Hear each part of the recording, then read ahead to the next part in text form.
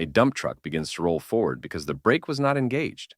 Before leaving the cab of any heavy machinery, ensure the parking brake is fully engaged and, where required, use wheel chocks.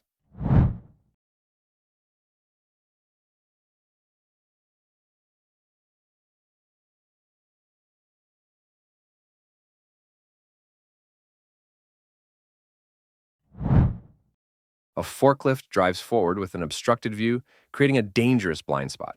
This incident is a clear warning. Always ensure a clear line of sight when operating a forklift. If you can't see, you can't go.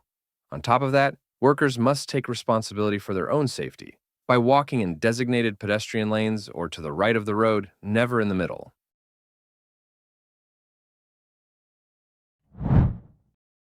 A concrete pouring operation results in a major collapse, with the support structure failing under the load.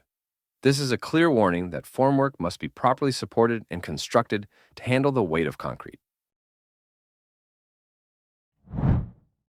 The use of an unsafe ladder, poor technique, and standing on an unapproved step all contributed to this incident. Wearing necessary personal protective equipment is also vital. A forklift being used as a crane tips over and falls with its hoisted load.